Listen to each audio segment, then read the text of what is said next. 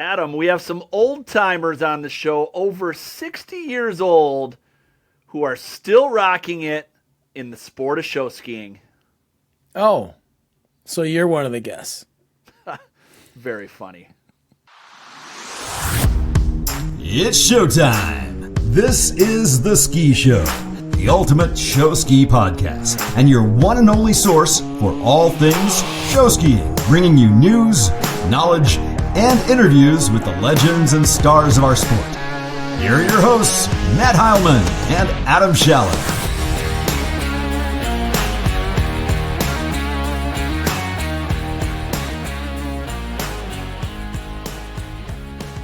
Welcome to The Ski Show, coming to you today from snowy Wisconsin, where we are just over 1 week out from the Ski Show Awards and Think Tank. It's always an awesome weekend, so much collaboration, so much knowledge to be gained and shared. And the awards show is a true celebration of our sport. It's a reunion and a gathering unlike any other. And today we're excited to be joined by three elder statesmen in the sport of show skiing. We've done features on rising stars. We have a 50 and older award, but we have yet to do a podcast featuring the most veteran members of our sport. We're excited to talk to these three today about their careers, how they've hung on for so long, what drives them, changes they've seen in the sport, and so much more. Today's sponsors are FlymanSkis, custom-made jump skis, and Featherboard swivel skis at affordable prices. Get yours at FlymanSkis.com. The Paul Stokes Agency at American Family Insurance. Let Paul be your insurance agent. And by Saga Sports, stands for Ski and Gymnastics Academy, and they do water ski lessons and trampoline training. Check them out at sagasports.us. The award show is almost here, Adam. How are you feeling about it as we head into our fourth annual award show? I'm looking forward to it. It's a lot of fun. It's a lot of work for you.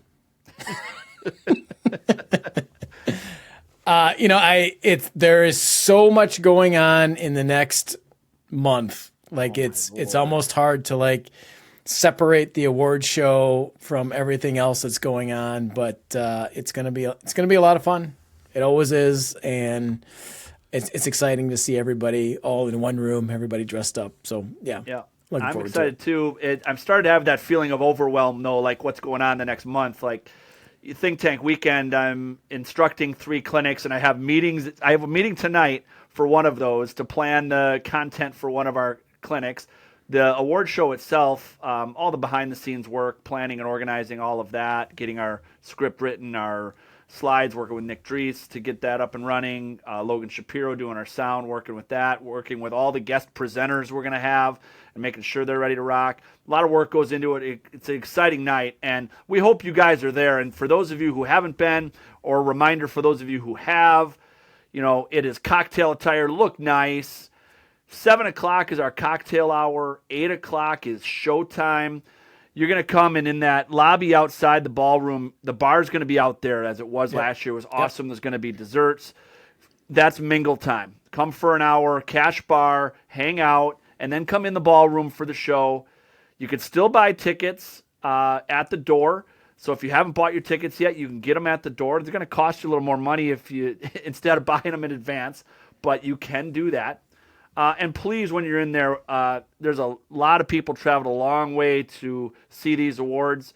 Please try to keep the volume down, be respectful during the presentations, during the awards, because we have 32 awesome awards to hand out, and we're so excited to celebrate show skiing.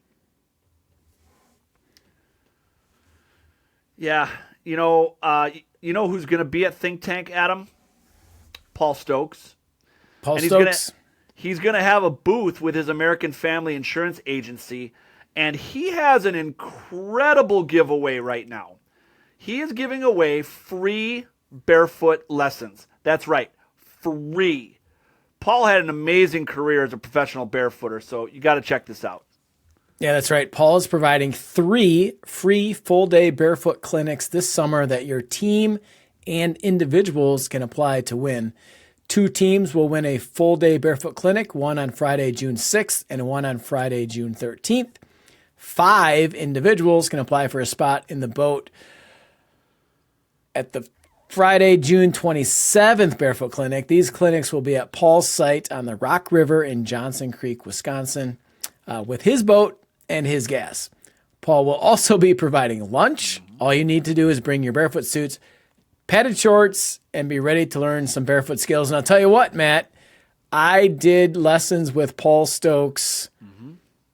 This is eons ago. It was on Bass Lake. Yes. Bob Monkey used to live on Bass. Yeah. Yep.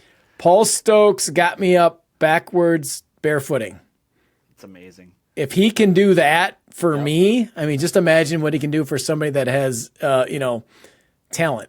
And these are free. So these clinics are, 2 of them are for teams. There's 2 dates for a team in particular. So like the Shawano Ski Sharks can apply and get selected, and then they can send a group of barefooters to Paul's clinic. 1 date is just for individuals to sign up. These are free all-day barefoot lessons. These clinics are designed for beginner barefooters up to learning a back deep water start. There's not going to be anything more advanced than learning a back deep. So for more information, stop by the Stokes American Family Insurance booth in the Expo Hall at Think Tank. Every team should be applying for these free barefoot clinics. Wow, great stuff. Awesome. Thanks to Paul Stokes. You bet. All right, Adam. Time for us to dive into this week's hot takes. Okay, my hot take. The most important position on a ski team. Show directors are not going to like me. Announcers are not going to like me. Boat drivers are not going to like me. And skiers are not going to like me. The most important position on a ski team is a show coordinator. And if you don't have one, you should get one. I was just going to say, there's a lot of teams that don't have one. If you don't have one and don't know what it is, I believe there is a tank at Think Tank, show coordinating. I will be in that tank as one of the instructors. Matt is not a show coordinator. He is not a show coordinator. He is for Team USA. Okay, fine. So show coordination tank. It's funny you say this because there's a brand new tank, Wendy Cup on our team, Lisa Muschel, show coordinator and show director experience with the Aquanuts, and Aaron Schozel and I will be in there. And Aaron gives the boat driver perspective of, what they like to hear on the radio and what happens from a driver perspective. Lisa and Wendy are going to shoulder the lion's share of this clinic as show coordinators, what they do. And I'm going to offer that show director perspective in how we utilize a show coordinator, because flow to me is of utmost importance. And that's why I like to use a show coordinator at a high level to call and cue our show for maximum flow. So there's a brand new clinic for that. Show coordinators, potential show coordinators, show directors should attend that clinic. Yeah, show coordinators are the glue. I mean, they are bringing it all together, the boat driving, the skiing, the production, all of that. They bring it all together. And that's why I think it's the most important position on a ski team. All right. I like it. All right. My hot take is that if you want to learn more and be better at your craft in the sport of show skiing, the most important thing you can do is attend Think Tank.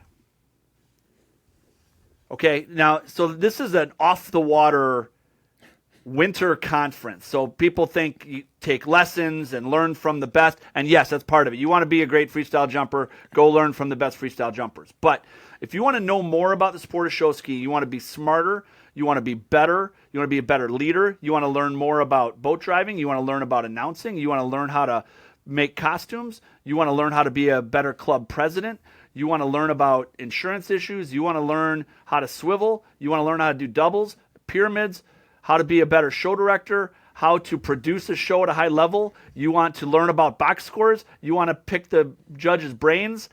Think Tank is the place, the number one. It is like in my formative years, as I was coming up, 18 to 30 years old, I attended as many tanks as I could. I went to judges' Q&As and box score tanks, and I studied, and I learned from the greats. And even being a think tank, like now as an instructor of some clinics, I still learn a crap ton collaborating with others. Collaborating with other instructors in the group, or collaborating with those that attend the tank. Last year at the show directors tank, show directing 101, we split into small groups, and I learned from people, first year show directors in that group, some of the challenges and things they deal with. I was learning from them. So the collaboration is off the charts. So my hot take is that think tank is the number one thing you can do if you want to be smarter, better, more knowledgeable in the sport of show skiing. And it's a lot of fun. Oh, it's a crap ton of fun. We don't talk about that enough. The fun. I mean, think tank is where kids become adults. And that's this week's hot takes. Yep, it is. Oh, goodness. There we are with this week's hot takes. What is not a hot take, Adam, is that FlymanSkis is once again an episode sponsor, again today and all season long. They've been advertising on these airwaves since 2020. FlymanSkis has all your custom-made jump skis and featherboard swivel skis at affordable prices. That's right, Matt. And their skis are fully customizable, which is a really fun process and sets you apart from the crowd. These skis are made for skiers, by skiers. Their jump skis and their swivel skis come in various sizes to suit your needs. FlymanSkis are in water ski shows everywhere, and they'll be seen next at the World Tournament in Australia. Get your jump skis and featherboard swivel skis at FlymanSkis.com. That's FlymanSkis.com. Okay, time to get to today's featured interview. Today we are lucky enough to have 3 longtime show skiers who have been show skiing longer than most of you have been alive. It's people like this that make this sport a true family sport. Kids, moms, dads, grandmas, grandpas, aunts, and uncles can all do this sport together, and that is special. Let's say hello to Lori Hegarty, Mike Imse, and Dan Strobel. Welcome to the show, guys. Thank you. Hey, thanks for having us. Yeah, you bet. Hey, it's a thrill. Yeah, welcome. So first thing we want to do, we're going to go around. You're going to each introduce yourselves, where you're from, and how long you've been show skiing. Dan, we'll start with you. All right. My name is Dan Strobel. I live in Nakusa, Wisconsin. I have been show skiing for 50 years. 50. It'll be 50. I'm a little premature. It'll be 50 this year. Our ski team celebrates its 50th anniversary this summer. Adam, do we dare ask how old these guys are for this particular episode? Well, this episode is all about that. So yes, we ask. Dan, how old are you? 46. Okay. That math doesn't add up, but okay, sure. No, I am 63. All right. All right. Mike, you're up. I'm Mike Imse. I live in Mequon, Wisconsin, just north of Milwaukee. I've only been show skiing 34 years. I've been late to that game, but I've been water skiing this will be my 64th consecutive year of water skiing. Wow. How old are you, Mike? And I just turned 70 last fall. 70. Very nice. And you're still actively skiing with Badgerland. Yep. It was in opening and ending pyramid last year. Did pre-builts and Nice. cons. I was in cons and trios, depending upon show. So Awesome. Nice. Lori, you're up.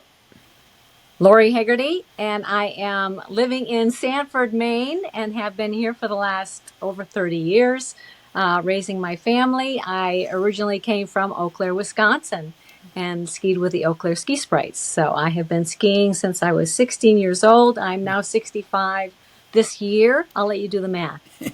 All right. Dan, remind me, how old are you? I am honestly 63. 63. Matt, So I'm 64. on the between these 3 guests, we have 198 years of wisdom. Yes, we do. That's amazing.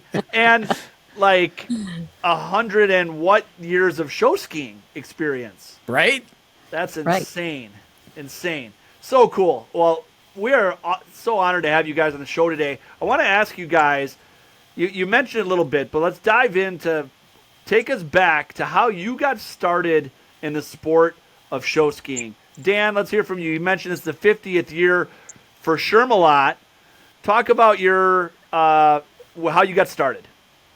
It was kind of unique. I grew up in Milwaukee in the Northwest Side, and our neighbor, Kurt Holst, had a cabin up at Eagle River. He started, and with the Voice Arts and several others, started the chain skimmers. So, my parents had purchased a place up here in Lake Sherwood, and the state show tournament was at Lake Camelot for several years in the early to mid 70s. I didn't know that. So each state show tournament, boy, we were all excited about that. I was 13, 14 at the time, and when they brought their inboards down, they did their kites, the complete length of Lake Camelot. We just got fired up, and my brother Dave Strobel and my sister Diane Greenweller figured, hey, we want to do something like this. And my brother, he's a couple years older than I am. He skis with Mike in Badgerland. He went to the aqua skiers, and they said, well, you're going to have to wind ropes for a year. And back in the day, there was a lot of draw for being part of these clubs. So we decided to start our own. And you know what? I honestly, I've been very, very, very fortunate. I have not missed a beat in 50 years. I've skied every state tournament since the club has started. Wow. So, Dan, you have been on Shermalot since its very existence. Correct. How many other people can say that they've been on their club since the day that their club started? I don't know if there's just the main attraction. Yeah, that's amazing. Wow. Awesome. Yeah, it worked out really, really well. And as we get through the show, I'll explain a few more things. But, as I look back, and we all know, you just blink and life is, now we're getting old and we're on a podcast for 60 and plus. It's amazing how quick it goes. But there's been a lot of fuel that really has kept me into the sport. In my family, my kids, my brother, my grandkids are now skiing with me. I do doubles my little granddaughter, and I've done them since she was 2. So that's kind of a soft spot in my heart as well. It's amazing. Amazing. Mike, how about you? How did you get started? You mentioned water skiing. You were late to show skiing. Talk us through that introduction. Yeah. Well, our family's had a cabin up in Land O'Lakes since 1939. My grandfather bought land up there. So in 1961, I think it was, my dad and my uncle went together and bought a boat, 15-foot Penyan wood lap strake with a 35 Johnson on the back. So my uncle was a really good skier. I mean, really good. He could have been like Cypress Gardens if he had gone that way. But I started skiing in 1962, and I really didn't know about show skiing, even though the chain skimmers were up there. And I kind of knew about Tommy Bartlett, but we never went to see it, and I just skied. It was a summer thing whenever we went to the cabin. So back in 1991, I got a job in Madison. So I'm thinking, the 3-event skiing. So I looked around, looked up Imse Ski Club, called him up, talked to the guy, and he hemmed and hawed and said, well, we're kind of full. We only, a bunch of just guys that have their own boat. And he finally came out and said, we're full. Why don't you try the show ski team? So I called up Cap City at the time, and forget who the name was, Mike Kesnick's wife. Julie. Julie, yeah. So I called and talked to her, and she said, come on down. So I went down, looked at watch a show, and this is pretty cool. So then I joined. All I did the first year was barefoot line at Law Park on Thursday nights. That was so it. You didn't do a whole lot of skiing, is what you're saying. Well, they did a barefoot line every show. They did barefoot line, and we did practice. And then the next year, my daughter Dana got involved. So then we went to 3 nights a week, and then it was 5 nights, and then Bria got involved, and it just took off from there. Speaking of the Imse Ski Club, it's just a quick tangent. My son shared with me a photo he found on Facebook a little while back in one of these vintage Facebook groups. It was an old picture taken from Olin Park of the ramp at Imse Ski Club toward downtown Madison. There's no Monona Terrace. The old Isthmus ramp was out there, and that was like it. Photo was from like early '80s. It's been a long time since that jump has been out there for the 3-event club. Yeah. So, all right, Lori, let's hear from you. How did you get started? You mentioned started with Eau Claire Ski Sprites. How did you get started skiing and into show skiing? A couple of friends heard that I was a water skier and decided to stop at my house and drag me down to a tryout. And I was like scared to death that, I'd have to try out. And of course, I think everybody made the tryout. But here we were, the three of us on the team together. And from there, it just kept on going and snowballing. From the Eau Claire Ski Sprites, I ended up at Wisconsin Dells, only because Skip Gilkerson took me aside at one of the tournaments and said, "Hey, I'd like you to come ski with me someday." And I ended up there, and that worked out really fun for a couple summers during college. And then a friend called from Florida and said, "Hey, we're short-staffed down here at SeaWorld. Would you mind coming down over your Christmas break?" Everybody wanted Christmas off, so I said, "Sure, I'll go down." So they flew me down, gave me, room and board, and stayed there for about 3-4 weeks before I had to come back for college, and went back again in the summer. So. Cool. Did you grow up on a lake? Is that where you started water skiing as a kid? No, I did not. My father was actually the founding member of the Eau Claire Ski Sprites. Oh, cool. And so he just had us skiing at the age of 5, and then, like I said, my friends heard that I was a water skier, and I'm like, "Oh, no, I don't want to do that." But, like I said, they dragged me down. It's funny how everybody gets into the sport, and you hear, like, Mike and Dan, their stories of having a cabin somewhere, and then you see something, people drag you in, friends. There's so many people have similar stories. My story is similar. My parents had a cabin on Lake Sherwood, Dan, and I fell in love watching the Shermalot water ski show as a teenager, but we lived in Madison, and lo and behold, ended up joining the ski team in Madison after learning about show skiing through watching Shermalot at our cabin. So small world, and a lot of people learn the same way. Yeah, very small world. My parents now have a cabin on Lake Sherwood, which is what, two houses down from Dan? It's pretty darn close, yes. Yeah. He gets annoyed when Adam's up there because I just drive around like an idiot pulling tubers. Oh, here's Weekend Wally Adam again. Yeah. All right, guys. Some people hang it up show skiing in their 30s, 40s, even 50s. What has been your motivation to continue to hang on in the sport of show skiing? We're going to go in reverse order. Lori, we'll start with you. Of course, I didn't finish professional skiing until I was 27, 28, just to have children. And then we decided we wanted a ski team because we still love the sport of it, and started the Main Attraction Water Ski Team here in Maine. And so, of course, that is still going today. And we handed off the reins to our children probably 10 years ago now. So they've been doing most of the work. I still do the secretarial stuff. But other than that, they just say, "Show up and ski." And I said, "Can I stop?" And Katie said, "No, you're still one of my best skiers. You can't leave yet." And I'm like, "Okay." So I'm still there. So your kids won't let you stop skiing. That's your motivation to continue? That's right. Mike, how about you? Well, there's a bunch of reasons. Once I get into it, I find it's fun, and it's still fun. If it wasn't fun, I probably wouldn't be doing it, but it's still a ton of fun. The people that are involved, the whole show ski world is so close knit that you go to the state tournament and you meet these people that you haven't talked to in 5-10 years, and it's like you didn't miss a day. And it's great exercise. I think my mom told me once, she said, "Getting old as hell, don't do it." So I'm trying not to.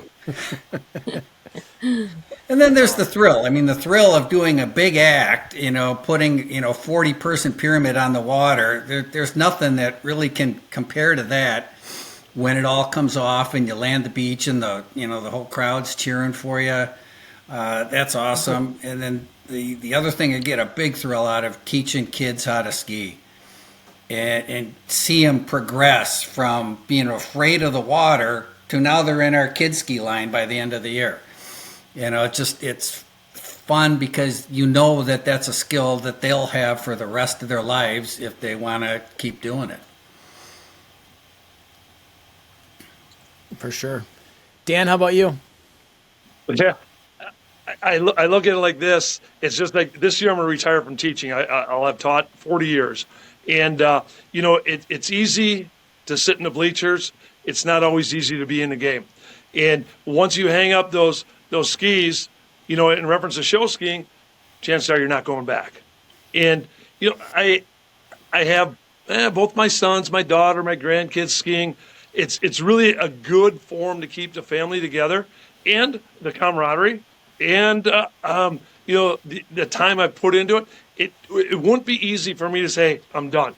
And especially today, you need something to keep yourself in shape.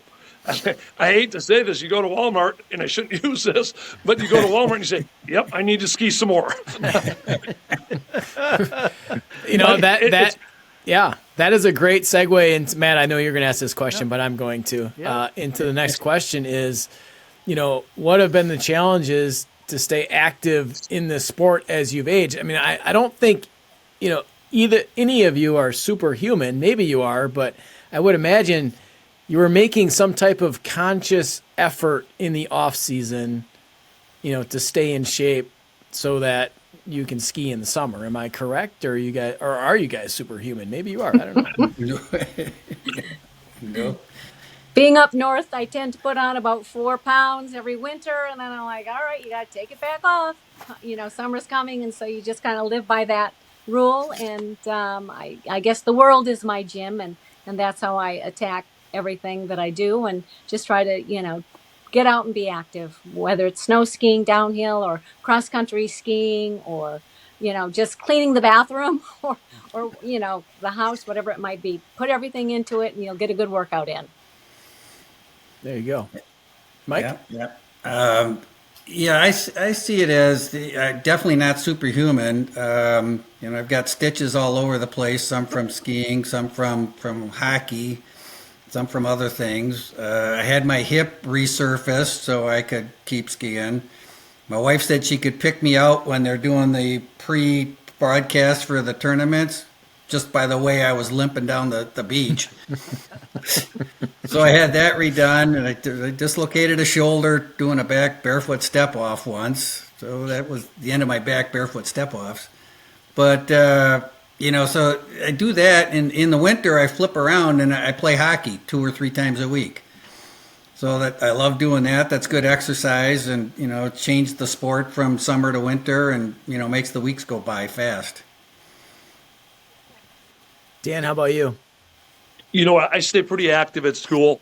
I'm bouncing around all day. I teach tech ed, and, it keeps me busy with the kids. And every weekend I'm doing something. When the days are longer, I'm outside longer. I think all of us are like that. And, we notice maybe a little winter growth, and there's some drive to, hey, I got to lose this. Because I love to slalom ski. I'm sure, Adam, you've seen that on our lake. Yep. And I love to barefoot as well.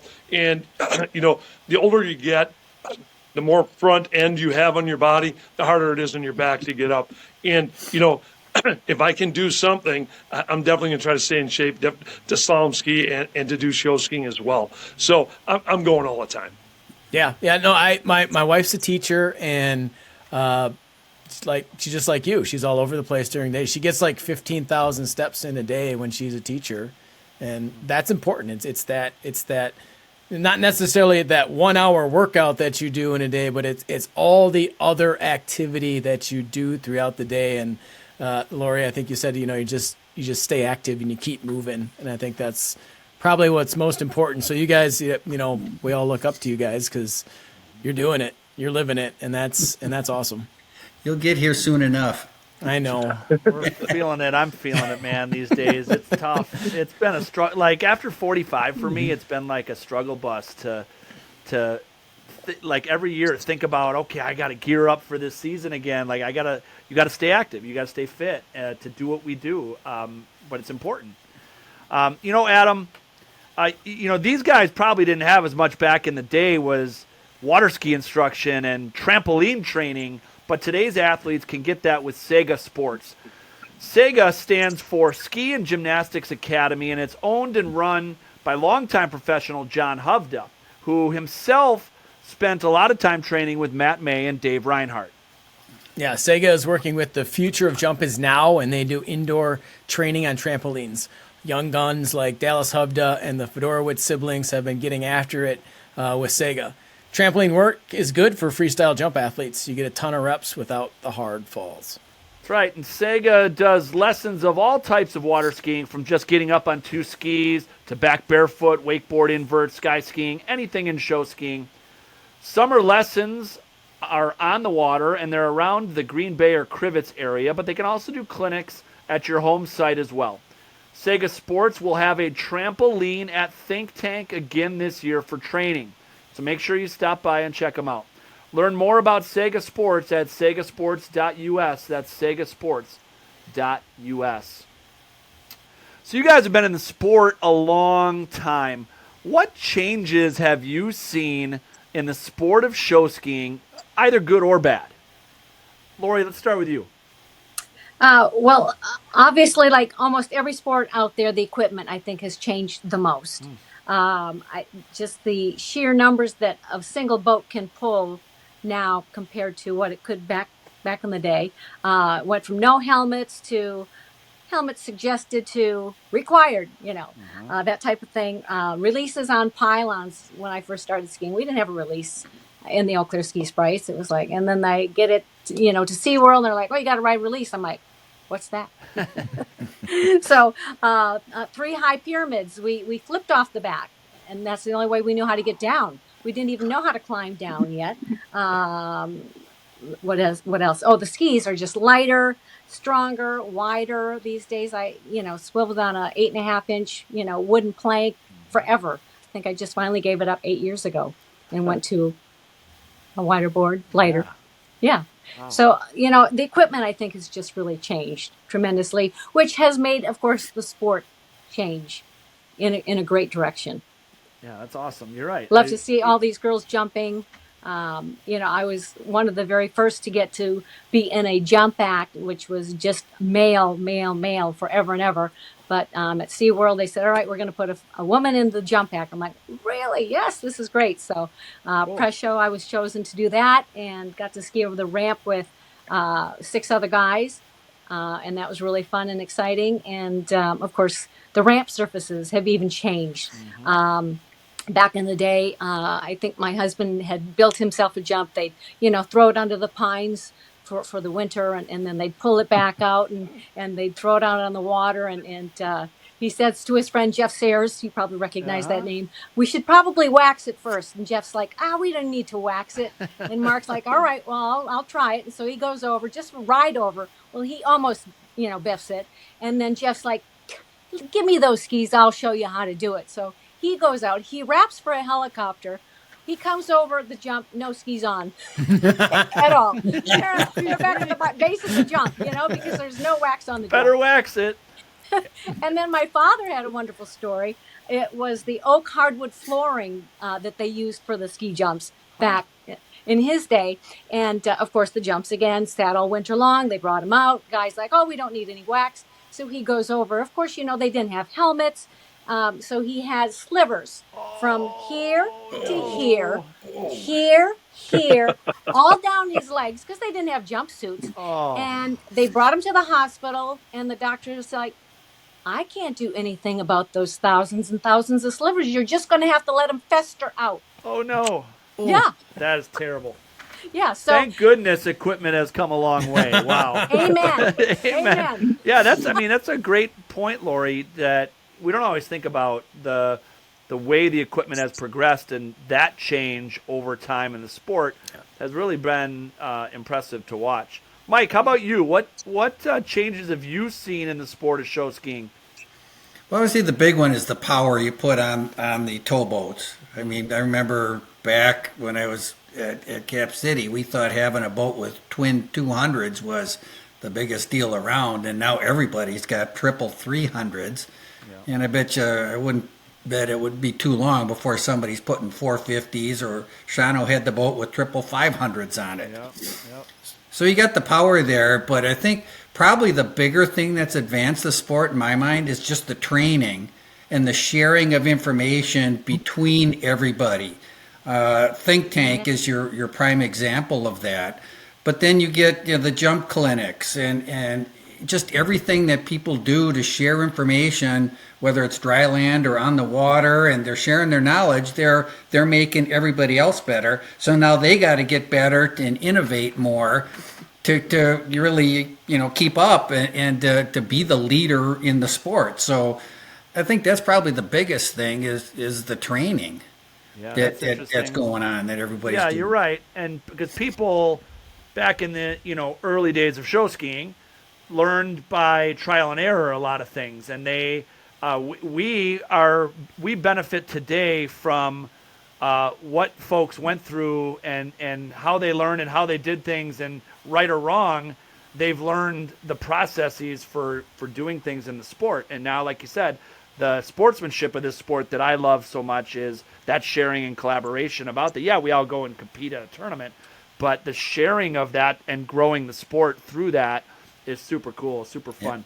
Yeah. Dan, how about you? How about what have you seen change in the sport in the time you've been in it? I would definitely side with the equipment. I remember doing bomb outs with jeans. I remember doing deep waters with jean shorts on, and that was the protection you had. And today, obviously, you're wearing barefoot suits with padding in the butt, and if you put the jump shorts underneath, you can ride forever. So yeah, definitely the equipment and the pull. I remember I got a picture right behind me of the big pull. I think it was 1998 with triple 150s, and I remember sitting on that dock, watching that rope go out at 18 to 20 miles an hour, hoping nobody's hand was caught in that because the boat needed the momentum. And today we can muscle the majority of things off the starting dock, which makes it, one, a lot safer, and Agreed. two, a lot easier. Agreed. So, there's a lot of really good things. The harnesses for strap doubles and releases are so much more efficient. I think we used something back in the day. It was like a dog quick release that we would put on our harness, and you'd have to slide it back to release it. How we did it in the boat, I don't remember, but it did work. But back in the day, we had a lot of I would say a lot of hard falls. And I think we learned from it. I think today we learn more from education, and that to me makes it a little easier and a little more comforting. And like you mentioned, is some of our jumpers. We have a lot of great jumpers this year, and those kids are tearing it up. I remember back in the day, you go tips in on a gainer, you're done for the day. And some of these young kids are doing one ski gainers, and hey, they're landing them. And I think you hit the nail on the head before, the education. That Learn to Jump Clinic, I watched those guys in action up at Plum Skeeters, and what awesome guys. You cannot say enough about those guys giving back. It's awesome to see, and the kids are just there learning and just gravitating to their level at every aspect of it. So it's really kind of a full spectrum of evolution, I would say. Yeah, you're right. I mean, as you look back on it, everything you guys said is, that's spot on. Mike, I'm going to start with you on this one. All right. Give me a couple of your favorite memories or moments in the sport. Well, there's obviously a lot of them. I wrote a few of them there is, down. Yeah. So I think probably the biggest thing was with the championships that I've won, especially with the one Mad City won in 2004. That was crazy. And all the way to the last one that I just won this last year with Badgerland in Division II. The excitement is there that the whole team is just, you can almost feel it. So that's one. Obviously, then Dan was talking about this, the skiing with your kids. I still have yet to find another sport that you actually compete with your kids on a regular basis, not a celebrity golf outing or something like that. You do this every day, and I've got so many memories of taking off the dock with Bree or Dan on my shoulders. They're climbing up the pyramids, and they come back down, and we land, and that is just so much fun doing that. And I remember once I was trying to get into Barefoot Pyramid, and once I just jumped in the boat. We went down to Monona Bay, and finally it was like the last run of the day. It's starting to get dark, and I jumped in for Dale Suslick. And boat gets up to speed, and boom, I'm off my skis, and Bria's up on my shoulders, and she looks down, she goes, "You're barefooting already?" And I go, "Well, yeah." Well, I didn't feel it. Dale had a big rock when he stepped off, and she didn't feel anything when I stepped off. So that was always a fun one. Obviously, Bria, I live a little bit through the kids. Bria first getting her first nomination to the Team USA was, I still remember that joy. And then her progressing, we're winning 3 swivel championships in a row and 2 Willas. I mean, those are just awesome memories that will always be with me. And then the final one I wrote down is we were doing a state tournament, and I took Mad City's pole trios, and I said, we got to make this more action.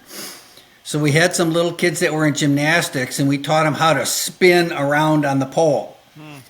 And I remember doing that. We were going by the audience, and you could hear the screaming from the audience, "Look at that, look at that." And then we did it again, and we came in and we did it as our introduction right in front of the audience, and people were standing and cheering, just going nuts. I'll never forget the reaction from the crowd when we did that.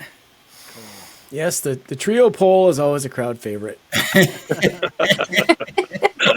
And you know what? Bria turned out to be a pretty good skier, didn't she? Yeah, she went from last to multiple times first. So, yeah. Yeah, that's awesome. Amazing. Dan, how about you? Oh, boy, I got quite a few. I can't really rate one as being the top, but I have quite a few that, I would share.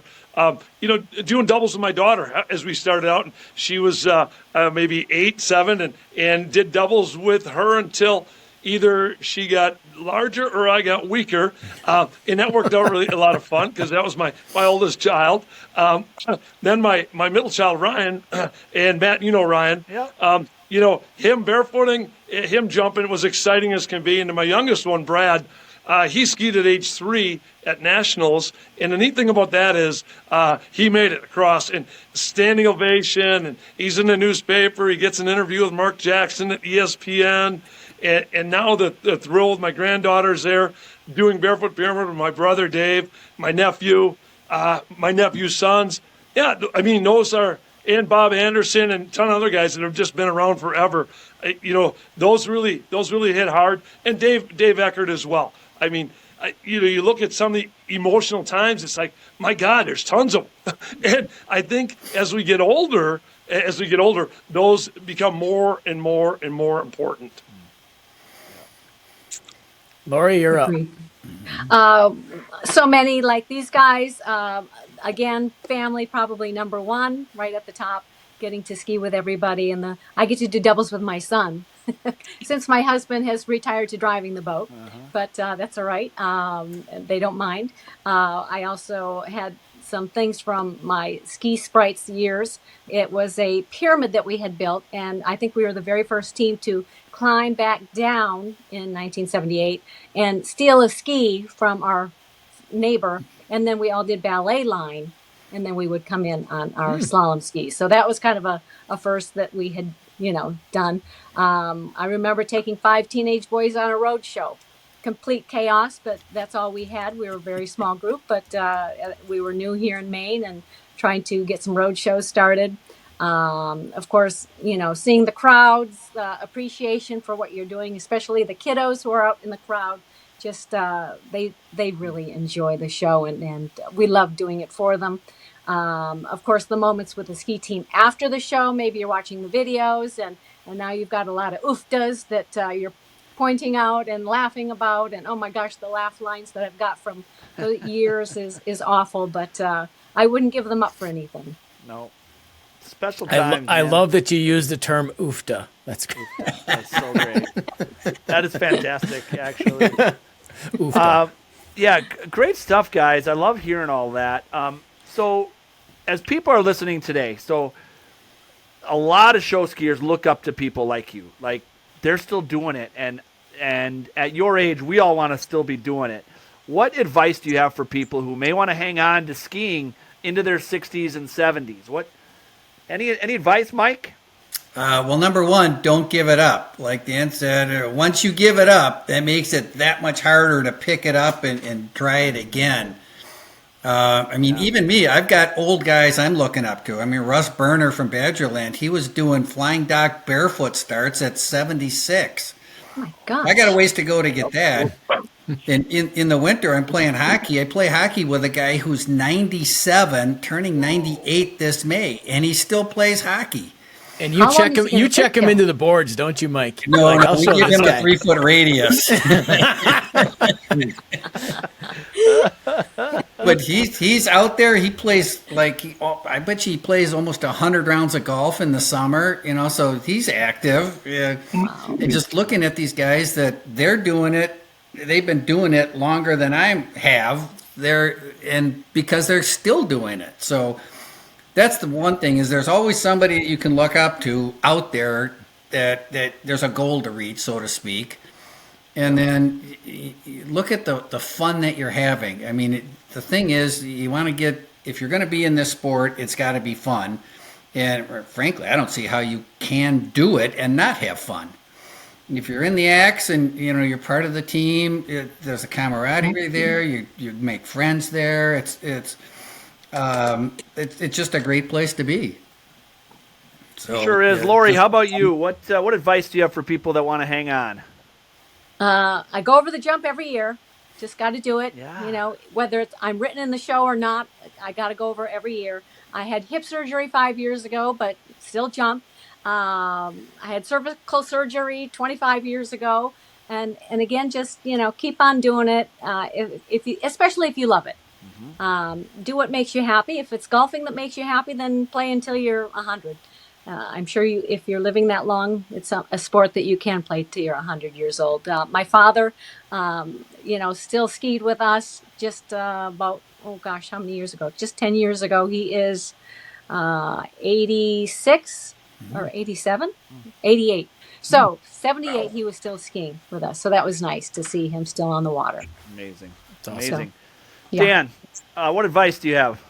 I think it'll probably boil down to a self-reflection. If I can't do the acts and I consistently fail at them or struggle with them, I'll probably bow out. But it's so many times we're doing pyramids and the guys next to me, I look down the line, I do this consecutive, every pyramid we do, I look to my right, I look to my left, I look at the expression on these young guys' face, and I'm thinking to myself, come on, you guys, you can do this. I can do this at my age. And you know what, the bottom line is, I'll hang on until I stumble, I guess. Or I'm down to just doing, I shouldn't say it, conventionals.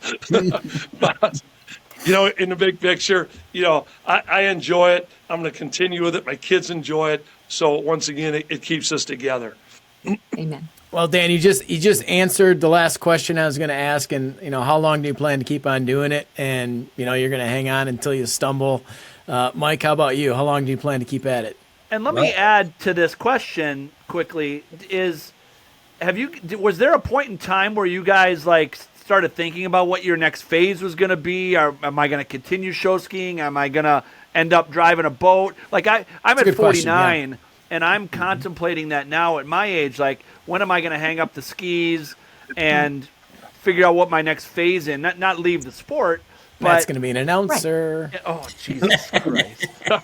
But those thoughts are in my brain in my late 40s. But you guys have hung on the water for so long. Did those thoughts ever enter your brain? And the real question is, how long do you plan to keep at it? Mike? Well, sure. I'm in the same boat that Dan is. It's, I'm going to keep doing it as long as I can contribute to the team on the water. And if there comes a point where I'm not making my starts and I can't do this or that, well, then, yes, then I can jump in a boat and still be part of the team and contribute to the team. But, I'll go until my body says, no, that's not, you got to get out of this. And I got a feeling that'll be a few more years yet. All right. Good for you. Lori? It's a lovely sport, and it has certainly helped dictate our life. I'll keep going until the kids have had enough of me. Fair enough.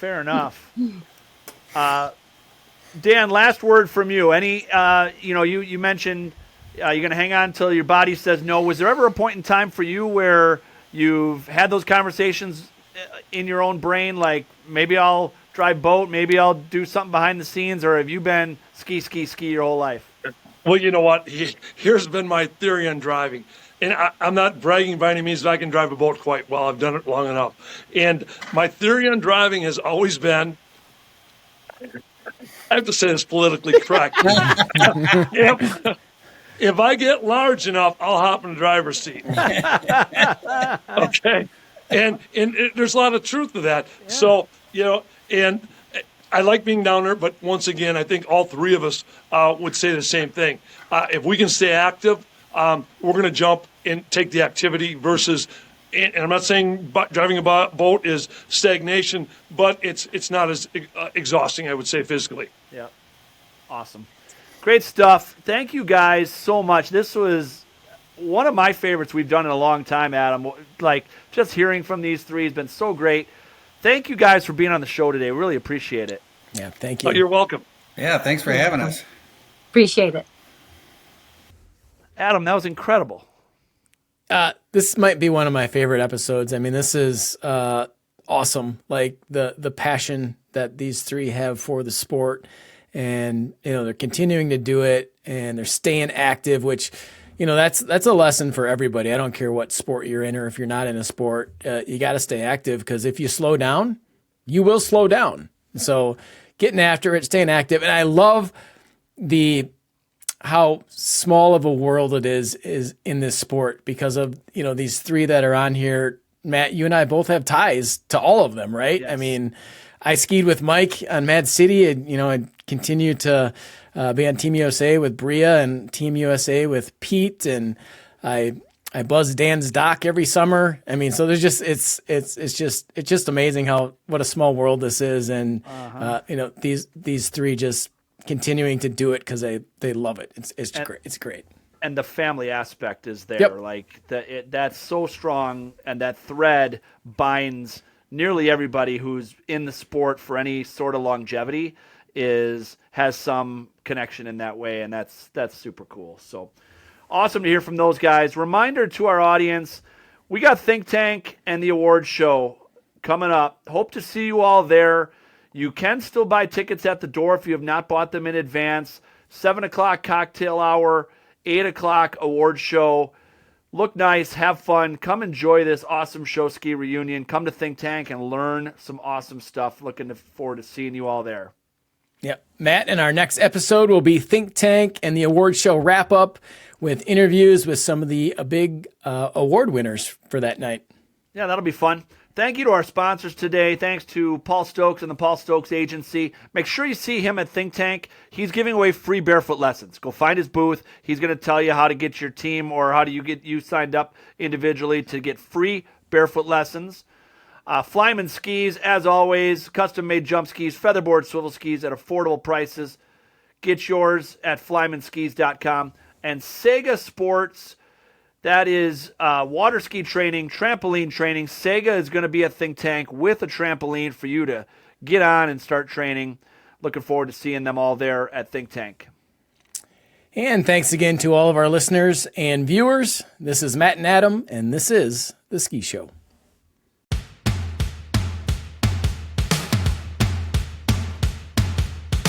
Thank you for listening to The Ski Show, the ultimate show ski podcast with Matt and Adam.